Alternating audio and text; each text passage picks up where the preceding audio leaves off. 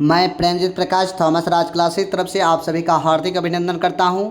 आज हिस्ट्री का 32वां पार्ट लेकर आए हैं, जिसमें मराठा साम्राज्य के बारे में बताने जा रहे हैं। मराठा साम्राज्य के बारे में बताने जा रहे हैं। वीडियो अच्छा लगेगा तो लाइक कीजिएगा, शेयर कीजिएगा, वीडियो पूरा देखिएगा। थोड़ा बड़ा वीडियो होगा। मराठा साम्राज्य पूरा एक ही वीडियो में समाप्त किया जाएगा, और वीडियो अच्छा लगेगा तो लाइक कीजिएगा, शेयर कीजिएगा। चलिए आइए मराठा साम्राज्य। मराठा साम्राज्य। शिवाजी महाराज। शिवाजी महाराज मराठा साम्राज्य के संस्थापक थे। छत्रपति शिवाजी महाराज, जिसने औरंगजेब की हत्या कर देती है। उसके बाद विजय प्राप्त करने के बाद इसने क्या करते हैं, मराठा साम्राज्य के स्थापना करते हैं। 1627 से 1680। शिवाजी महाराज का जन्म 1627 ईस्वी में हुआ था। शिवाजी महाराज का जन्म 1627 ईस्वी में हुआ था, 20 अप्रैल को, पुणे के निकट शिवनेर के दुर्ग में हुआ था। क्वेश्चन पूछेगा शिवाजी महाराज का जन्म कब हुआ था, तो बोलिएगा 1627 ईस्वी को, 20 अप्रैल में। 20 अप्रैल 1627 कहाँ पे? पुणे के निकट। क्या थे? शिवनेर दुर्ग के पास। चलिए, उसके बाद क्वेश्चन पूछता है शिवाजी महाराज के माता का नाम क्या था? जीजाबाई। माता का नाम जीजाबाई, पिता का नाम था शाहजी भोसले। क्वेश्चन पूछेगा शिवाजी महाराज का जन्म कब हुआ था, तो 20 अप्रैल 1627 ईस्वी को। इसके माता का नाम क्या था, तो जीजाबाई। पिता का नाम क्या था? शाहजी भोसले। और कहाँ पे हुआ था? दुर्ग में, शिवनेर दुर्ग में। आइए, शिवाजी के व्यक्तित्व पर सर्वाधिक प्रभाव उसकी माता जीजाबाई और संरक्षण एवं दादा कोंडदेव थे। दादा कौन थे? संरक्षण कौन थे शिवाजी का? कोंडदेव उसके दादा थे। शिवाजी के माता का नाम जीजाबाई, पिता का नाम शाहजी भोसले, दादा का नाम कोंडदेव। शिवाजी के गुरु का नाम था समर्थ रामदास। शिवाजी के गुरु का नाम क्या था? समर्थ रामदास। शिवाजी के मूल उद्देश्य मराठों के बिखरी हुई शक्ति को एकत्रित करके एवं स्वतंत्र राज्य की स्थापना करना। शिवाजी का मराठा साम्राज्य का संस्थापक या स्थापना करना का मूल उद्देश्य क्या था? उसका मूल उद्देश्य था कि बिखरी जो शक्ति है उसको एकत्रित कर लेना है और स्वतंत्र राज्य की स्थापना करना। शिवाजी में हिंदू धर्म की सुरक्षा करने की भावना थी, और परंतु उसका मुख्य उद्देश्य राजनीतिक था। शिवाजी में हिंदू धर्म की सुरक्षा करने की भावना थी, परंतु उसका मुख्य उद्देश्य राजनीतिक था। 1643 ईस्वी में सर्वप्रथम शिवाजी ने बीजापुर में एक सिंहगढ़ के किले पर अपना कब्जा किया। 1643 ईस्वी में शिवाजी क्या करते हैं? 1643 ईस्वी में शिवाजी क्या करते हैं? इस सिंहगढ़ पर अपने कब्जा कर लेते हैं। 1646 ईस्वी में उन्होंने तोरण को भी अपने अधीन कर लिया। 1643 में सिंहगढ़ को और 1646 ईस्वी में तोरण को पर अधीन कर लेते हैं। 1656 ईस्वी में शिवाजी की महत्वपूर्ण विजय जावली थी। देखिए कहाँ विजय करते हैं। 1643 सिंहगढ़, 1646 तोरण, 1656 जावली की थी। जावली में एक मराठा सरदार चंद्रराव मोड़े पर अधिकार में था। चंद्रराव मोड़े। मुगलों से शिवाजी की पहली मुकाबला 1657 ईस्वी में हुआ, जिसमें बीजापुर की तरफ से मुगल से युद्ध किया गया। शिवाजी की शक्ति को देखकर बीजापुर शासक आश्चर्यचकित हो उठा। उसने शिवाजी की शक्ति को दबाने के लिए 1659 ईस्वी में अपने योग्य सरदार अफजल खान के नेतृत्व में एक सैनिक की टुकड़ी भेजी। एक सेना की टुकड़ी किसको भेजी थी? किसके नेतृत्व में? अफजल खान में। ब्राह्मण दूत कृष्ण जी भास्कर ने शिवाजी को अफजल का वास्तविक उद्देश्य बता दिया। ब्राह्मण दूत कृष्ण जी भास्कर ने शिवाजी को अफजल का वास्तविक उद्देश्य बता दिया। 2 नवंबर 1659 ईस्वी को शिवाजी और अफजल की मुकाबला प्रतापगढ़ के दक्षिण स्थित नामक स्थान पर हुआ, जहां पर शिवाजी ने उनकी हत्या कर दी। औरंगजेब के शाइस्ता खान की शिवाजी को पराजित करने के लिए 1660 ईस्वी में दक्षिण का गवर्नर नियुक्त किया। शाइस्ता खान ने बीजापुर राज्य से मिलकर शिवाजी को समाप्त करने की योजना बनाई। शिवाजी को समाप्त करने की योजना बनाते हैं। शिवाजी 15 अप्रैल 1683 ईस्वी को रात्रि में चुपके से पूना में प्रवेश कर शाइस्ता खान के महल पर आक्रमण कर दिया। इस आक्रमण के कारण मुगल सेना में काफ़ी क्षति हुई। शिवाजी की प्रतिष्ठा में वृद्धि हुई। जैसे चुपके से क्या करते हैं, मुगल साम्राज्य शाइस्ता खान पर आक्रमण कर देते हैं। आक्रमण करने के बाद इस आक्रमण के कारण मुगल सेना पे काफ़ी क्षति होती है और शिवाजी की प्रतिष्ठा में वृद्धि होती है। 1664 ईस्वी में शिवाजी ने सूरत पर धावा बोल दिया। यह मुगलों की महत्वपूर्ण किला, जिसने 4 दिन तक लगातार नगर में लूटा, 4 दिन तक लूटते रहा। शाइस्ता खान असफल के बाद औरंगजेब शिवाजी को कुचलने हेतु आमेर के मिर्जा राजा जयसिंह के दक्षिण भेज दिया। जयसिंह के नेतृत्व में पोरबंदर के किले में मुगल के विजय तथा रायगढ़ के घेराबंदी के बाद 1665 ईस्वी में मुगलों और शिवाजी के बीच पोरबंदर की संधि होती है। क्वेश्चन पूछेगा, पोरबंदर की संधि कब हुई थी? 1665 ईस्वी में। किसके किसके बीच? मुगल और शिवाजी के बीच में होते हैं। शिवाजी ने मुगलों के विरुद्ध 1670 ईस्वी में युद्ध छोड़कर शिवाजी ने मुगल के विरुद्ध जो होता है 1670 ईस्वी में युद्ध छोड़कर पोरबंदर के संधि के द्वारा खोए गए किले को पुनः जीत लिया। 1670 ईस्वी में शिवाजी ने सूरत को लूटा और मुगलों को चौथ की मांग की। शिवाजी ने 1674 ईस्वी में रायगढ़ के किले में छत्रपति की उपाधि के साथ अपना राज्याभिषेक किया। 1674 ईस्वी में रायगढ़ के किले में छत्रपति शिवाजी की उपाधि का नाम से राज्याभिषेक करवाया। अपने राज्याभिषेक के बाद शिवाजी के अंतिम महत्वपूर्ण अभियान 1676 ईस्वी में कर्नाटक के अभियान था। 12 अप्रैल 1680 ईस्वी को शिवाजी की मृत्यु हो जाती है। शिवाजी का प्रशासन। अब आइए शिवाजी के प्रशासन को एकदम बहुत अच्छा से देखिएगा, इससे एक क्वेश्चन बीपीएससी यूपीएससी में रहता है। शिवाजी की प्रशासन व्यवस्था अधिकांश ढक्कन सल्तनतों से ली गई है, जिससे सिर्फ पर छत्रपति होता था। शिवाजी ने अष्टप्रधान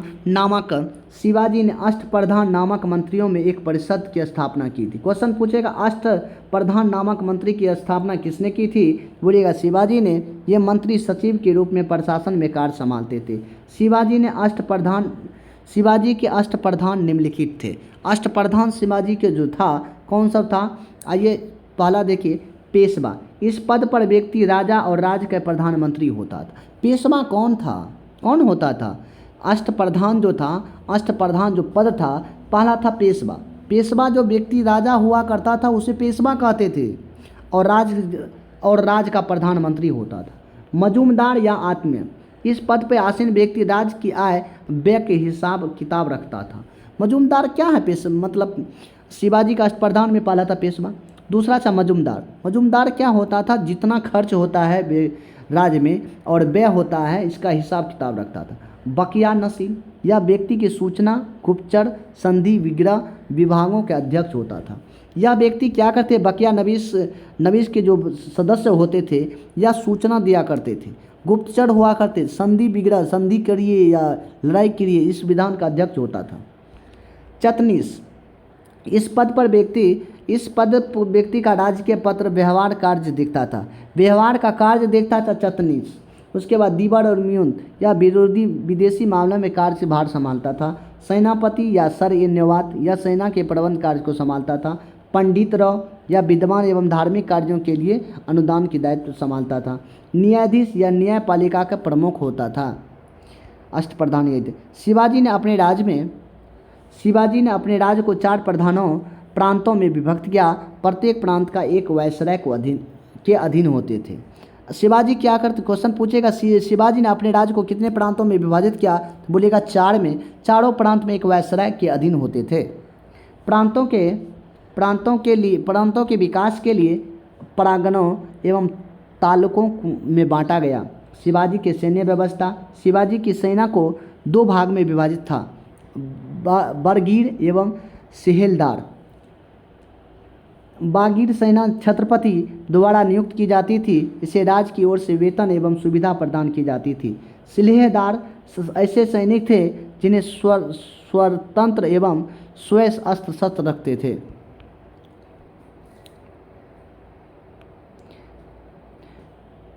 शिवाजी के द्वारा नौसेना का भी स्थापना किया गया था। पहाड़ी इलाके लड़ाकू जाति गावली सैनिक शिवाजी के रक्षक थे। शिवाजी के सेना मुगल मुसलमान सैनिक भी थे, लेकिन उसके सेना स्त्री के स्थान नहीं था। लेकिन उसकी सेना में स्त्रियों के लिए स्थान नहीं था। शाहजी घोड़सवार सैनिक पागा कहा जाता था। शाहजी घोड़सवार सैनिकों को पागा कहा जाता था। सर ए नौबत संपूर्ण घोड़सवार सेना को प्रधान होता था। सभी घोड़सवार को क्या कहते, पागा कहते थे। घोड़सवार का जो सैनिक का प्रधान होते थे सर ए नौबत कहते थे। अब आइए संभाजी का कार्यकाल होते हैं। संभाजी क्या करते हैं, 1680 से 1689 तक इसका शासनकाल होते हैं। शिवाजी की मृत्यु के बाद उसके 2 पुत्र थे, संभाजी और राजाराम। कौन थे? शिवाजी के कितने पुत्र थे? 2 पुत्र थे, संभाजी और राजाराम। बीच मराठा साम्राज्य का उत्तराधिकार के लिए संघर्ष छिड़ गया।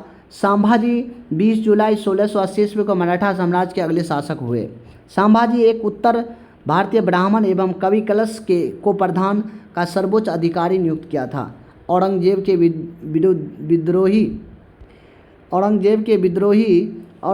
विद्रोही पुत्र अकबर द्वितीय ने संभाजी को 1681 ईस्वी में शरण दी। औरंगजेब ने मार्च 1689 ईस्वी में संभाजी की हत्या कर मराठा राजधानी रायगढ़ को अपना अधिकार कर लिया।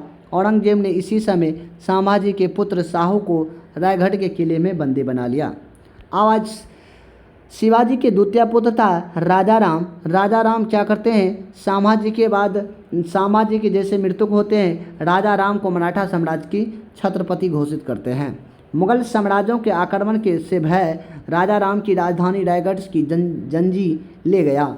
1698 तक जंजी मुगलों के विरुद्ध मराठा गतिविधियों का केंद्र रहा। 1699 में सतारा महाराष्ट्र की राजधानी बनाया। सतारा मराठों की राजधानी बना।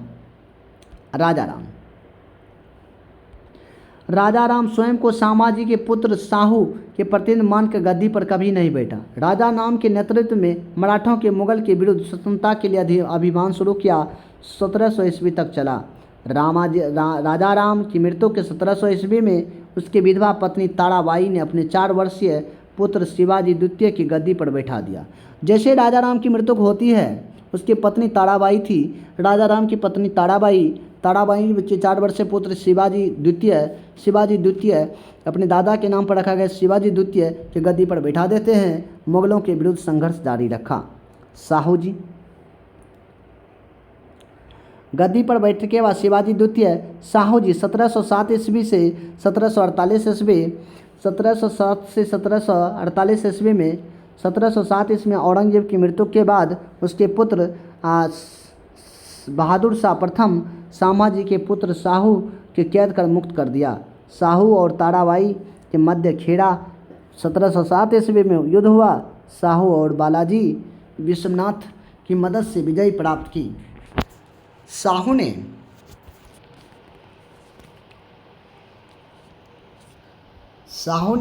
1713 ईस्वी में बालाजी की पेशवा के पद पर नियुक्त किया गया। बालाजी पेशवा की नियुक्ति के साथ पेशवा पद शक्तिशाली हो गया। छत्रपति नाम मात्र का शासक रह गया। पेशवाओं का अधीन मराठों का साम्राज्य। बालाजी विश्वनाथ 1713 से 1720 ईस्वी में इसका शासनकाल होते हैं। बालाजी विश्वनाथ प्रारंभ में अपना राजनीतिक जीवन एक छोटे से राजस्व अधिकारी के रूप में शुरू किया था। यह एक ब्राह्मण था। बालाजी विश्वनाथ सबसे बड़ी उपलब्धि मुगलों तथा मराठों के मध्य एक अस्थायी समझौता करवाई। इसको सम्राट निर्माता भी कहा जाता है। किसको? बालाजी विश्वनाथ को सम्राट निर्माता भी कहा जाता है। इसने अपनी एक बड़ी सेना भेजकर सैयद बंधु की सहायता की थी और मुगल इतिहास में किंग मेकर के रूप में प्रसिद्ध था। इतिहासकार टोपल ने मुगल सूबेदार हुसैन अली और बालाजी विश्वनाथ के नाम पर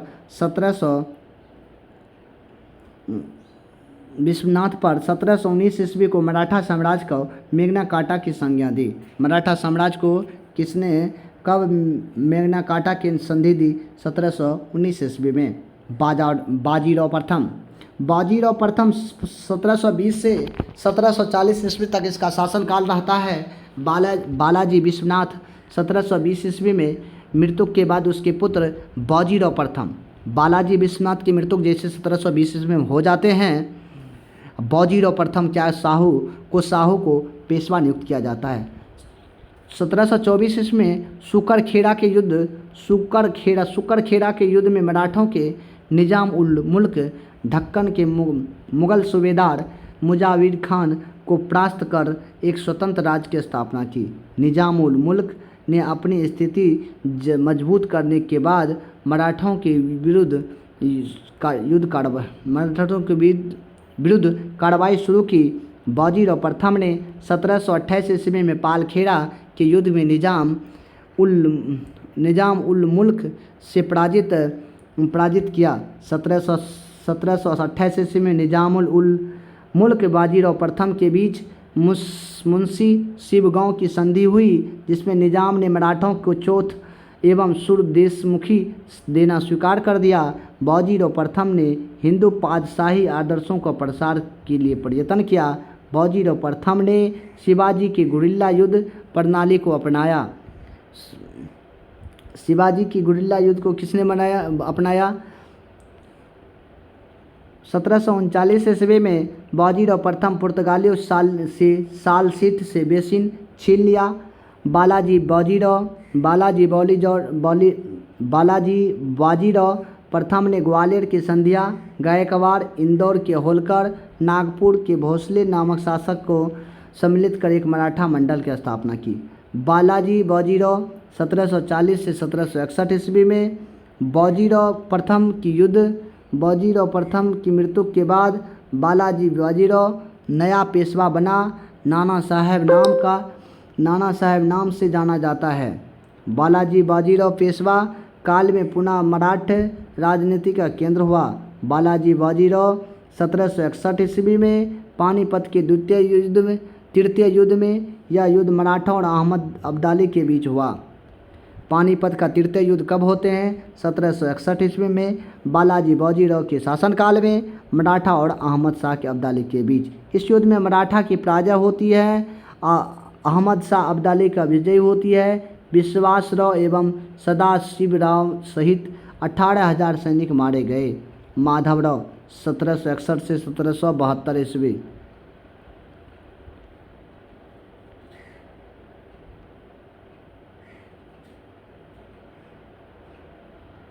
पानीपत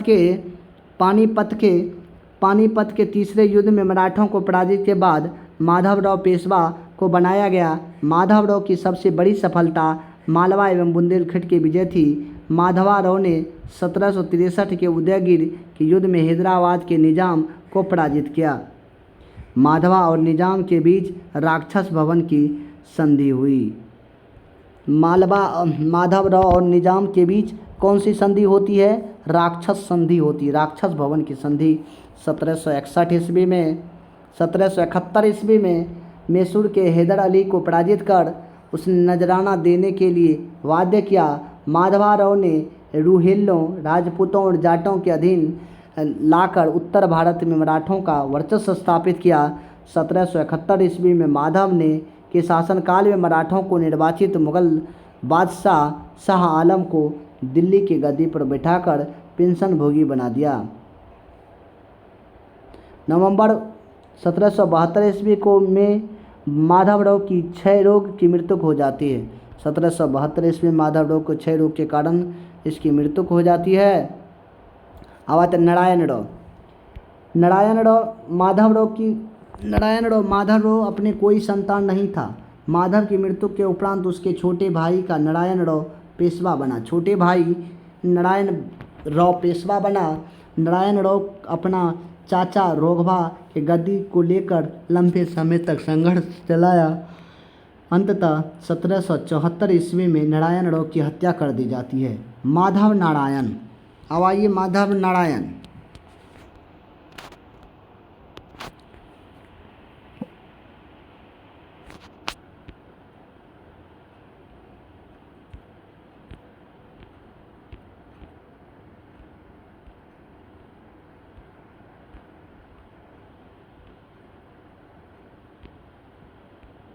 यहाँ है माधव नारायण।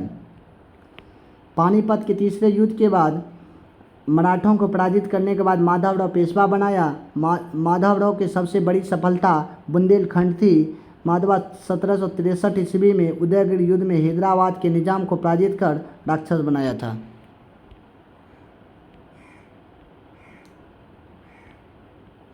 यहाँ पे माधव नारायण।